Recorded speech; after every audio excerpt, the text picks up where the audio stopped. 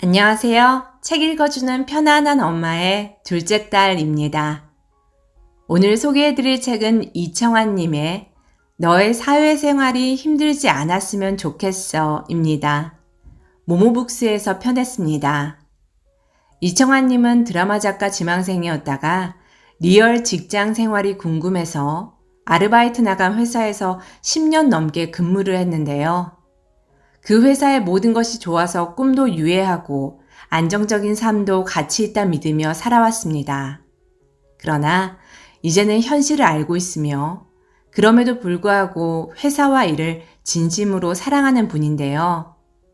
2020년에 가장 빛나는 순간은 아직 오지 않았다라는 첫 책이 시와 에세이 분야 베스트셀러가 되면서 작가라는 부캐를 가지기 시작했고요. 이듬해부터 글쓰기 클래스 강사, 오디오 SNS 크리에이터 등으로도 활동하고 있습니다. 그녀는 일에서 인생 맛이 난다고 생각한다는데요. 그 맛을 제대로 살리며 생생하게 글로 옮기기 위해 오늘도 일에 대한 내면의 목소리와 감성에 집중한다고 합니다. 오늘은 아무리 열심히 해도 위태로에 휘청이는 당신을 위해서 책 속 위로와 응원의 메시지를 소개해 드리려고 합니다. 지은이 이청환, 너의 사회생활이 힘들지 않았으면 좋겠어. 일의 맑음과 흐림. 살다 보면 맑은 날도 있고 흐린 날도 있다. 매일 맑은 날만 지속되면 좋겠지만 그럴 수는 없다. 구름 한 점 없이 쨍쨍하게 막다가 갑자기 후둑후둑 소나기 오는 날도 있고 눈비에 바람까지 덮쳐 정신이 없다가도 산책 생각이 간절한 따뜻하고 맑은 오후를 만나기도 한다. 냉정한 일터에서 이거 실화냐? 하고 되묻게 되는 팍팍한 현실을 정면으로 마주해도 내 마음만 맑으면 우리는 또 살아간다. 버틸 수 있다. 결국 마음이 일을 한다. 그리고 일을 할 때에도 내 마음이 제일 중요하다. 추진 동력과 성장 동력 모두 내 마음의 자원에서 가지를 뻗어나간다. 어차피 해야 하는 일이라면 흐린 날에도 주의사항을 조금씩 지키면서 평온하게 즐겨보자. 그저 날씨처럼 일의 맑음과 흐림은 종잡을 수 없는 것이니 마음이 시키는 대로 할 수 있는 한 최대한 맑게. 그리고 좀 흐려지면 어때? 맑음도 흐림도 이름 붙이기 나름인 것처럼 모든 일에는 다 장단점이 있기 마련이지. 승진 시즌에 대처하는 우리의 자세. 역대 최악의 승진 티오라고들 하던데 사실이야? 올해 승진 연한을 맞은 입사 동기에게서 온 메시지였다. 그 메시지를 받고 암담했다. 아, 승진 시즌이 되었구나. 누군가는 승승장구의 타이틀을 가지고 기쁨을 누리는 시즌. 또 누군가는 조직에서 버려진 것이 아닌가? 자문자답하며 버틸 것인지 퇴사할 것인지 그 절체절명의 기로에 서게 되는 악마의 시즌. 매년 돌아오지만 한 번도 모두가 해피한 적이 없었다. 어쨌거나 인사총무부에 있는지라 매년 승진 시즌이 되면 알게 모르게 이런 질문들을 받게 된다. 뭐 아는 것 없어? 누가 올라가는 거야? 그렇지만 나는 알 수가 없고 또 알아도 아는 척하기가 힘들다. 이유는 끝날 때까지 끝난 게 아니기 때문이다. 승진의 모든 절차와 결과는 기업의 인사권자, 즉 최종 결정권자의 결재에 따라야 한다. 그렇게 공식적인 발표가 나기 전까지는 결과를 알 수 없다. 예상은 예상일 뿐 결과가 나와야 비로소 명단이 확정되는 것이 승진이다. 승진과 연봉 상승. 직장인에게는 이 두 가지가 직장 생활의 전부라는 이야기가 있다. 일부는 맞지만 아닌 부분도 있다. 하지만 정글 같은 직장 생활에서 승진은 근로자로 불리며 살아가는 사람들에게 많은 의미를 가지고 있다. 승진이 전부는 아니지만 거의 전부일 수는 있다. 승진은 왜 우리들을 힘들게 하는가, 목매게 하는가, 중도 하차시키는가, 비참하게 만드는가. 대체 왜 그럴까에 대해서 생각해 봤다. 첫째, 승진하면 연봉이 상승하게 되어 있다. 우리나라 기업의 대부분이 직급 혹은 직위의 상승에 따라 연봉 테이블을 정하고 이를 지급하니 승진을 해야 월급이 오르는 구조임은 자명하다. 승진을 못하면 연봉은 그대로. 남들이 승진할 때 나만 제자리라면 연봉 하락과 유사한 효과를 경험하고 상대적 박탈감이 심각하다. 둘째, 승진은 곧 인정이다. 업무에 있어 뛰어나게 역량을 발휘하는 사람이라면, 그리고 성실하게 맡은 바 임무를 수행해온 사람이라면 회사의 인정을 받는다. 승진이라는 이름의 인정. 승진 연한이 오기 전까지 일을 열심히 한 사람일수록 인정 욕구에 목말랐던 사람일수록 인정받고 싶기 마련이다. 가끔 연봉 상승은 미미하더라도 승진만 했으면 좋겠다는 명예욕에 불타는 사람들도 있다. 셋째, 승진은 상대적이다. 나와 나이가 비슷하고 입사 시기가 비슷하고 직무의 성격이 유사하고 현재 직급이 비슷할수록 알게 모르게 승진 경쟁 구도에 놓이게 된다. 올라가려는 사람은 많고 자리는 한정적이니 당연한 이치다. 누군가 올라가면 누군가는 떨어져야 한다. 다들 100점을 맞는다고 해도 그 중에 더 나은 사람을 고르고 골라야 하는 것이 승진이다. 그러니까 승진을 해야 이 조직에 계속 남아있어도 된다는 허가를 얻은 셈이고 또 인정을 받는 것이며 자존심이 상하지 않는 것이고 연봉도 오르는 것이다. 직장인에게 승진은 그래서 고충을 안겨다 준다. 동기의 질문을 받고 그가 매년 되풀이되는 이 싸움에서 반드시 이기기를 빌었다. 그가 승진하기를 바라냐는 의미냐고 묻는다면 반은 맞고 반은 틀리다. 당연히 그가 이번 해에 승진하면 좋겠지만 승진 시즌은 매년 돌아온다. 이번에 진급이 빨랐다가 다음 승진 연한에 누락된다면 그때는 절망이 없을 것 같은가? 그것도 아니다. 매 연한 때마다 진급을 하고 쭉쭉 성장해 빨리 임원이 되면 그것도 좋지만은 않다. 게임의 끝판왕을 만나 그를 무찔러버리면 게임은 그대로 끝이 난다. 더 즐기고 말고 할 것도 없고 게임처럼 더 하고 싶다고 다시 처음부터 단계를 밟을 수도 없다.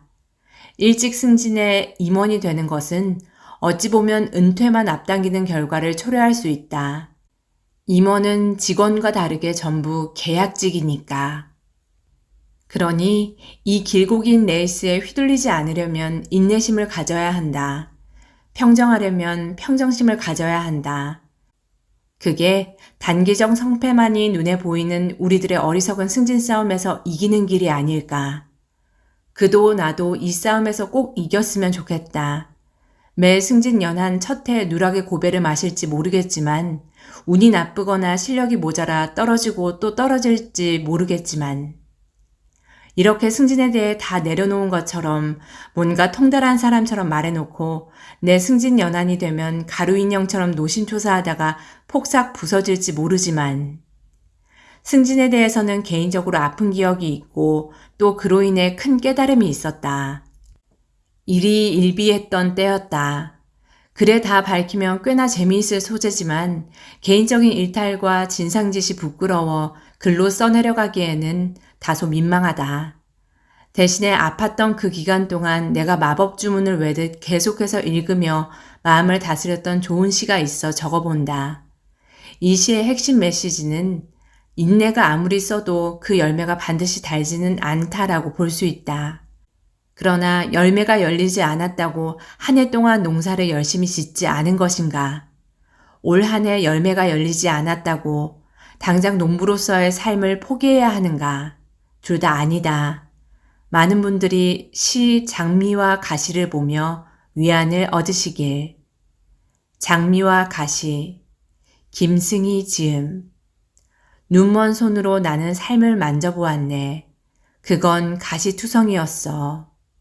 가시투성이 삶에 온몸을 만지며 나는 미소 지었지. 이토록 가시가 많으니 곧 장미가 피겠구나 하고. 장미꽃이 피어난다 해도 어찌 가시의 고통을 잊을 수 있을까 해도 장미꽃이 피기만 한다면 어찌 가시의 고통을 버리지 못하리요. 눈먼 손으로 삶을 어루만지며 나는 가시투성이를 지나 장미꽃을 기다렸네. 그의 몸에는 많은 가시가 돋아 있었지만 그러나 나는 한 송이의 장미꽃도 보지 못하였네. 그러니 그대 이제 말해주오. 삶은 가시장미인가 장미가시인가 아니면 장미의 가시인가 또는 장미와 가시인가를.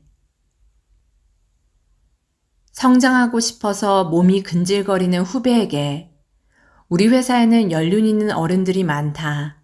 그 연륜과 노하우를 모조리 흡수해서 내 것으로 만드는 일이 최근에 내 중대 과제다. 그런데 꼭 선배인 어른들께만 배우고 싶진 않다. 나보다 성숙하고 해안이 있으며 실력도 인성도 뛰어난 후배들이 매일같이 나를 자극시킨다. 선배들에게 배우는 것, 후배들에게 배우는 것이 정확히 반반이다. 그래서 회사 생활이 재미있고 내가 베스트 멤버라 여기는 이 선후배들과 함께할 앞으로의 회사 생활도 기대가 된다. 영화 더 퍼스트 슬램덩크가 한창 돌풍을 일으키던 어느 날 회사 후배 중 한 명이 커리어에 대한 고민을 내게 털어놨다. 나만큼이나 일 욕심이 많으니까 그래 지금쯤 다른 일도 손을 대보고 싶고 성장하고 싶어서 몸이 근질거리겠지. 그렇지만 섣부르게 접근하면 원치 않는 결과를 손에 넣게 되거나 괜히 된다고 말해줬다. 앞서 언급한 영화 더 퍼스트 슬램덩크를 본 사람들은 알겠지만 극중 정우성의 기도는 독이 되어 돌아왔다. 그는 저에게 도움되는 경험을 선물해 주세요 라고 빌었지만 그 경험은 훗날 어느 순간 뼈저리게 도움될지 몰라도 당장 그가 원한 도움은 아니었다. 그건 그야말로 독 같은 선물이었다. 나도 사회생활 안에서 독 같은 선물을 여러 번 받아봤기 때문에 후배에게 위와 같이 말했다. 지금만 봐선 안 되고 나중을 보라고. 더 중요해질 일을 해. 그건 현재 상황이 기준이 되어선 안 돼. 미래를 기준으로 생각하자. 이 글을 쓰고 있는 2023년 1분기를 기점으로 요즘 매일같이 챗 GPT와 대화 중이다. 빙 AI는 더욱 참신하다. 이 생성형 AI들과의 대화는 계속해서 새로운데 이들을 잘 활용하면 코딩을 할 줄 몰라도 내가 원하는 방향과 방식으로 프로그래밍을 시도할 수 있다는 점이 무척 신기하고 신난다. 그래서 내가 후배에게 한 말이 괜한 잡무에 더 손댈 생각 말고 퇴근 후에 AI랑 파이썬 공부해 였다. 아마 똑똑한 친구니까 내 말 이면에 자리한 섬세한 부분까지도 모두 파악했을 것이라 생각한다. 그리고 드라마 대행사를 보고 회사 내 의사결정 과정을 배우라고 했다. 회사의 선택은 정치적일 수밖에 없다고. 내가 장난으로 한 말인 줄 알았겠지만 진심인데 여기까지 이해했어야 에이스 후배로 인정할 수 있는데 하하하. 나는 이 친구랑 속 깊은 얘기를 하는 게 너무나도 즐겁다. 후배는 자주 자기 주변인들을 칭찬한다. 그 속말을 들여다보면 타인의 장점을 연구하고 그걸 배우려 노력하며 행동하는 후배의 의지가 보인다. 같이 밥을 먹는 날이면 나는 알지도 못하는 제3자를 마구 칭찬한다. 저보다 어린데 그 사람은 되게 성숙한 것 같아요. 라고. 후배는 알까? 내게는 그런 대상이 바로 당신이라는 것을. 그리고 내 회사 생활을 버티게 만들어주는 여러 버팀목 중에서 당신의 지분이 꽤나 크다는 것을. 우리 덜 스트레스 받고 덜 대고 치이며 매년 더 커가면서 오래 근무하자. 연륜이라는 단어가 낯설지 않게 실력도 태도도 더욱 당당해지는 그날까지. 사람은 갑자기 사라지기도 하잖아. 그래서 나는 서로가 전부가 되면 안 된다고 생각해. 내가 아니어도 내가 하고 싶은 일, 널 일으켜 세우는 무언가가 있었으면 좋겠어. 왜? 누가 시키지 않아도 밤새워서 미친 듯이 하게 되는 뭐 그런 거 있잖아. 내가 진짜로 원하는 게 뭔지 잘 생각해봐. 드라마 법대로 사랑하라 중에서. 네가 진짜로 원하는 게 뭐야? 살면서 이렇게까지 머릿속이 복잡하고 혼란했던 적이 없다. 한편 샘솟듯 떠오르는 내 안의 아이디어로 행복했다. 2021년 1월은 내 인생에서 가장 두뇌 활동이 활발했던 한 달이다. 해놓은 것들이 꽤 많은데 뭘 했는지는 사실 모르겠다. 그래서 거침없이 지나갔다는 표현이 딱이다. 한 가지 영감이 떠오르면 그것이 꼬리를 물고 퍼져서 열 갈래가 되곤 했다. 그 안에서 내가 해야 할 것과 하고 싶은 것들이 나뉘고 실행할 일들의 우선순위는 수차례 뒤바뀐다. 체계가 없다. 그만큼 하고 싶은 일들이 많았다. 내가 지금 해야 할 것은 이것이었으나 하고자 하는 것은 다른 경우가 많았다. 본캐 직장 생활과 부캐 작가 생활 모두 그땐 그랬다. 그래서 때로 지치고 아니 이미 지쳐왔고 스스로 마음을 달래다 다치기도 했다. 그러다 보니 내게 부족한 것은 시간이라는 생각이 들었다. 나를 지치게 하는 것, 그리고 스스로를 다치게 하는 것들의 요소를 제거하고 시간적 여유를 찾으면 내가 해야 할 일과 하고 싶은 일 사이의 타협이 어느 정도 생길 것 같았다. 소모되는 일에 시간을 빼앗기지 말고 머리를 잘 써서 내 시간의 밀도를 높이면 좀 덜 지치고 심신의 여유를 찾게 되리라. 일단 시간을 아끼기 위한 작전을 짰다. 첫 번째는 회사 일, 두 번째는 집안일. 두 가지 영역에서 시간을 아끼기 위한 몇 가지 실행 가능한 테스트를 해봤다. 결과적으로 시간을 많이 아낄 수 있었다. 소개하자면 아래와 같다. 첫째, 회사 일에서 자동화가 가능한 부분을 찾아내 최대한 이를 실행해 보려고 해보았다. 소속된 팀의 초창기에 비하면 현재는 회계 업무 일부가 자동화되어서 훨씬 수월해졌다. 그 기억을 떠올리면서 다른 부분에서도 내가 힘들이지 않고 일할 수 있는 환경을 조성하려고 했다. 일단은 구글 알림이를 통해 매일 검색하는 키워드를 지메일로 받아보았다. 그리고 노션으로 내 업무를 정리하여 사내 임직원의 어떤 질문에도 신속하게 링크로 답할 수 있도록 준비했다.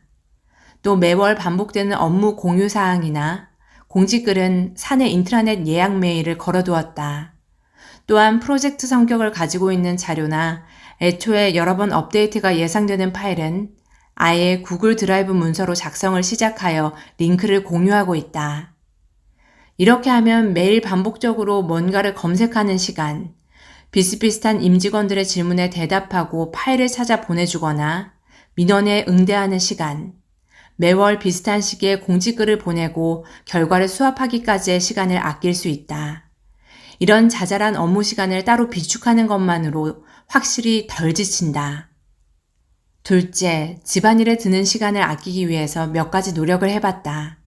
청소하기 쉬운 동선으로 가구 배치를 바꾸었고, 장 보러 마트를 가는 대신 집에서 새벽 배송으로 식자재를 받는다. 그리고 자주는 아니더라도 가끔씩 빨래 널고 갤 시간에 책 한 권을 더 읽자는 생각으로 런땡땡고에 세탁을 맡긴다. 설거지는 미니 식기세척기가 해준 지 오래되었고 이제는 에어프라이어마저 들여와 요리 혹은 조리에 사용하는 시간도 대폭 줄었다. 나는 집에서 글을 쓰거나 일을 하거나 고민을 하거나 책 혹은 드라마를 보거나 그도 아니면 마케팅 공부를 하기도 한다. 세상이 점점 편해지니 집안일로 몸이 고될 일은 없다. 그렇다. 나는 시간을 아껴서 업무 효율화를 위해 계속해서 노력 중이고 두 번째 책인 너의 사회생활이 힘들지 않았으면 좋겠어를 완성하기 위해 고민 중이며 하던 일들을 다 하면서 하고 싶은 일도 모두 하기 위해 고군분투 중이다. 시간을 아끼지 않았다면 이미 녹다운 되었을 일. 그러나 시간을 아끼면 아낄수록 더욱 부족함을 느낀다. 왜 그럴까? 대개 시간이 부족하다는 것은 핑계에 불과했고 근원적인 물음이 있었다. 그래, 관리해서 시간을 아낀 다음에는 뭘 할 건데? 그래서 일 잘하는 사람이 되면 그 다음에 뭘 할 거야? 책을 더 많이 읽으면 뭘 더 할 수 있을까?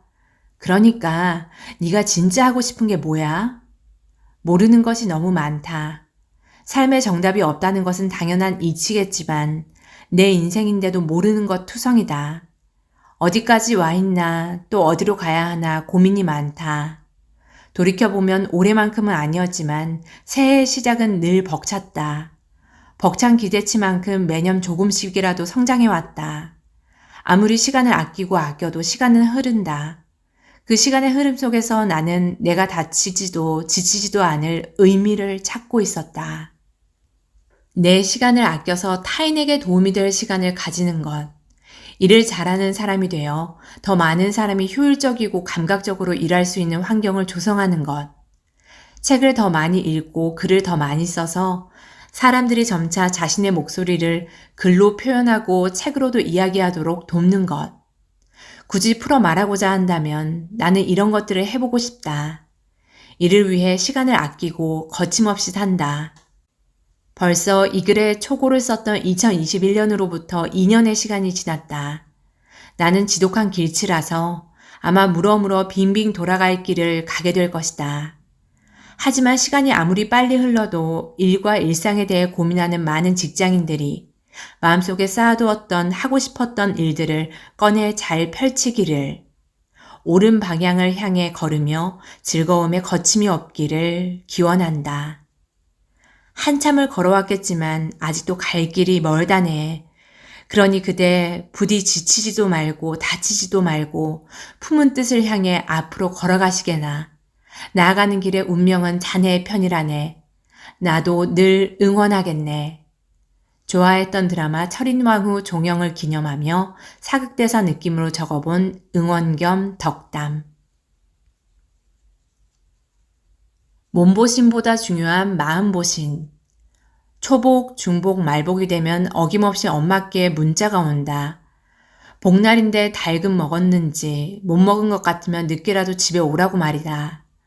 어른들에게 여름 몸보신은 빠뜨리면 안 될 중한 연례 행사인가 보다. 사시사철 닭을 너무 많이 섭취하고 있어 미안할 지경인데 때맞춰 또 몸보신용 닭을 먹으라 하시니 참. 그 수많은 닭은 다 어디서 오는 것일까? 복날 하루 단 한 명의 사람을 보신해 주라고 잉태된 생명이라니 맛이나 영양과 별개로 미안스럽다. 복날 몸보신에 그리 큰 신경을 쓰고 있다고 말하진 못하지만 그래도 최근 들어 영양제는 잘 챙기고 있다. 30대 중반이 되면서 피부며 체력이며 몸의 모든 컨디션이 예전과 다르다는 것을 자각하는 중이라 빠뜨리지 않고 섬세하게 챙겨 먹으려고 한다. 특히 콜라겐 섭취는 매일 빠뜨리지 않는다. 조금이라도 노화를 늦추려는 발악인 셈이다. 그리고 또 다른 발악의 한 방편은 기름칠이다. 엄마도 내 나이까지는 관리를 잘해 주름이 없었다고 한다. 나는 20대 후반부터 크림이나 오일을 얼굴과 목에 많이 발라 주름 녀석들이 털을 잡도록 놔두지 않았다. 아직은 그럭저럭 기름칠의 효과를 보고 있어 만족스럽다. 앞으로도 계속해 나갈 예정이다. 김희애 언니가 놓치지 않는 한 나 또한 놓치지 않으리라. 한데 문득 이런 생각이 든다. 몸에는 이렇게 기름칠을 잔뜩 하면서 마음 기름칠은? 몸에는 여름철 3번을 나누어 몸보신을 해주면서 마음보신은? 우리는 정작 내 마음을 위해서 무엇을 하면서 살아가고 있나? 무엇을 챙겨주고 있나? 몸을 위한 영양제는 한 주먹씩 챙겨 먹고 뭐가 좋은지 정보를 공유하면서 마음을 위해서는 노력하는 바가 없다. 눈에 보이지 않아서 그런 걸까? 애써 노력했던 일이 무산되거나 허사가 되고 나의 노력과 쏟아부은 시간이 부정당하면 마음은 큰 타격을 입는다. 당장의 일을 다스리지 않고 넘어가도 아무 일 없다고 느껴질 수도 있다. 또 모든 것은 시간이 해결해준다는 말이 진리처럼 느껴질 수도 있을 법하다. 하지만 이런 문제들이 한참 뒤에 나도 모르게 불쑥 튀어나와 내 커리어에 방해가 될 수 있다. 마음을 잘 풀어주지 않으면 가끔 뒤늦게 고생한다. 마음 기름칠은, 마음 보시는 제때 해주어야 한다. 그리고 자주 해주어야 한다. 환절기라 그런지 피곤해서인지 며칠 내리 초저녁에 골아 떨어지고 있다. 나에게는 마음 기름칠 행위 중 하나가 모든 것을 다 잊고 아주 긴 시간 잠을 자는 것이다. 최근 몇 주간 해결해야 할 일들이 너무 많았는지도 모르겠다. 혼자 할 시간이 많았음에도 내 마음에게 내어줄 시간은 부족했는지도 모른다. 그래서 저녁 무렵 술 한잔 하자는 지인의 요청도 거부하고 집에 와 12시간을 내리잤다.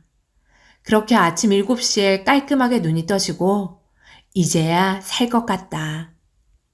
밤새 매끈한 기름칠로 마음을 보듬고 새롭게 마주한 낯익은 내 얼굴에 세수를 시켜주면서 허옇게 떨어져 나가는 그것들을 바라보았다. 마음속의 허기와 조바심과 헛된 욕심과 진정성 없었던 태도와 풀잎보다도 작았지만 쓰라려 몇 날 며칠을 따가워해야 했던 비수의 말들. 지난밤에 떨쳐내고 오늘 아침에 흘려보냈구나. 비로소 나는 홀가분해졌다. 뽀송하고 개운하게 씻고 아침을 차려 먹으려고 냉장고 문을 열었더니 떡볶이 재료가 눈에 보인다. 아침부터 떡볶이는 좀 그런가? 생각하다가 그냥 먹기로 한다. 그러다 불현듯 생각났다. 지난 중복에 닭 대신 떡볶이를 먹었던 기억이. 그때 내가 제대로 안 챙겨 요즘 이렇게 피곤한 걸까? 아유, 모르겠다. 결론은 몸보신도 마음보신도 잊지 말고 제때에. 당신의 인생을 망칠 한마디. 살다 보면 세상 밖으로 사라지고 싶을 만큼 만사가 귀찮을 때가 있다. 밥 먹을 힘도 없고 옷 입기도 버겁다.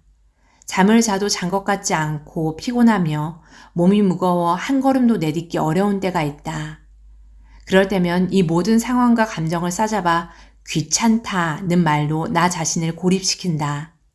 누구에게나 그런 순간이 이따금 찾아온다. 그럼에도 귀찮다는 말을 되도록 경계하며 살아가려고 노력한다. 이 말을 많이 하면 할수록 인생이 형편없이 망가지는 경험을 하게 될 수밖에 없으니까. 귀찮다는 말의 어원은 귀치 않다에서 비롯됐다. 그러니까 귀하지 않고 성가시고 하찮다는 뜻이다. 보통은 귀찮다는 말을 하기 싫은 것 혹은 피하고 싶은 일을 미룰 때 사용하곤 한다. 그럼 그 시간을 결국 아무 쓸모없이 버리게 된다. 결론적으로 귀찮다는 표현을 자주 하는 사람은 역설적으로 내 시간이 중요하지 않다고 말하는 것과 다름없으며 인생을 낭비하고 있다고 해석 가능하다.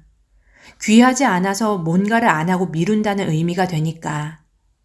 내가 귀찮다는 이야기를 아예 안 하는 것은 절대 아니다. 집에 편하게 누워있을 때 귀찮다는 이야기를 꽤 한다. 그러니까 내 경우에는 되도록 미뤄도 되는 것들만 미룬다. 귀찮음의 고립에 빠지지 않을 정도만. 그러니 이 글을 읽는 그대여, 아고 귀찮아 하지 말고 귀찮아도 해, 아주 조금이라도. 그대도 그대의 시간도 귀하디 귀하니까. 우리를 조금 크게 만드는 데 걸리는 시간은 단 하루면 충분하다. 파울 클레. 모두 널 응원하진 않겠지만 그렇다고 죽길 바라지도 않아. 몇 해 전 겨울 한 명의 연예인이 세상을 떠났다. 어떤 연유로 세상을 등진 것인지는 알 수 없다. 당시 많은 충격과 안타까움이 묻어나는 추모의 글만이 기사의 형태로 온라인 공간을 돌아다녔다. 죽음을 선택한 것이 스스로의 결정이었고 불행에 의한 것이었다면 나는 다만 바랐다. 저 너머에서 펼쳐질 그의 온전한 세상이 처음부터 다시 시작되는 것이라면 거기서는 부디 원대로, 뜻대로 모두 이루며 지냈으면 좋겠다고. 언젠가 사랑했던 그는 매일 죽고 싶다고 했다. 사는 게 귀찮다고 이렇게 살아서 뭐 하냐고. 언젠가 끝이 있을 텐데 뭘 위해 사는지 모르겠다고 했다. 나는 위로의 말을 해주고 싶었지만 섣부른 위로가 행여 독이 될까봐 그에게 어떤 말로도 다가서지 못했다. 내가 해줄 수 있는 것이 아무것도 없었다. 그와 헤어진 지금, 이제는 누구보다 똑똑하게 자신의 삶을 잘 살아낼 그 사람을 믿는다. 죽고 싶다는 그 말은 단지 입버릇처럼, 습관처럼 내뱉은 말이었을 것이다. 내가 그걸 한껏 예민하게 받아들인 것이지. 내가 과거에 그랬으니까, 죽고 싶었으니까. 내가 죽음에 대한 생각을 최초로 하게 된 것은 유치원 하굣길이었으며 그 생각이 깊어져서 죽고 싶다고 생각하게 된 것은 초등학교 6학년 때였다. 어떤 심각한 일이 있어서 그런 특수한 생각을 하게 된 것은 아니다. 나에게는 단지 이 세상이 너무 시시했다. 왜 살아야 하는지에 대한 의문이 충족되지 않았다. 어려서부터 나는 동화보다 만화보다 드라마가 재미있었고 아이들과 하는 소꿉놀이보다 어른들이 나누는 대화에 관심이 많았다. 정답만을 강요하고 뭐든 달달 외워 시험을 치르게 하는 학교가 이해되지 않았으며 착하고 정의로운 사람이 보상을 받고 악하고 무자비한 사람이 벌을 받는 구조로 현실 세계가 돌아가지 않는다는 점이 너무 싫었다.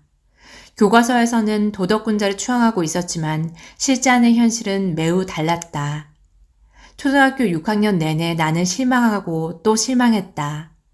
뉴스에서도 드라마에서도 세상은 살만한 것임을 보여주려 애썼지만 악인이 득세하는 것 같은 이 세상은 어쩐지 부조리해 보였다. 무엇보다 나를 견딜 수 없게 한 것, 죽고 싶다는 생각을 하게 되었던 배경은 이거였다. 우리들에게는 끝이 정해져 있다는 것. 모든 인간은 언젠가 죽으며 최대한 많은 것을 가져 천운으로 부귀영화를 누리고 살더라도 늙고 병들어 죽을 수밖에 없다는 것. 그게 나를 죽고 싶게 했다. 어차피 죽을 걸 왜 살아야 되나 하고 생각했다. 그래서 초등학교 6학년 때는 내내 자살하고 싶다고 일기에 썼다. 그렇게 염세적인 초등학생이었던 내가 어떻게 죽지 않고 지금까지 살았느냐고? 어느 날 갑자기 살기로 마음을 고쳐먹은 것은 아니었다. 그냥 죽지 못해 살았다. 내가 죽으면 분명히 슬퍼할 사람들이 있을 것이고 언제든지 죽을 수 있다고 판단했기 때문에 죽음의 시점은 계속해서 유예되었다.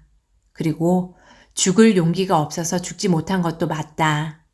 죽을 결심으로 살고자 한다면 못할 일이 없다. 차츰 내 삶에 익숙해졌다. 그리고 누군가 내 영혼의 처방전을 뒤집은 것처럼 계속 바뀌었다.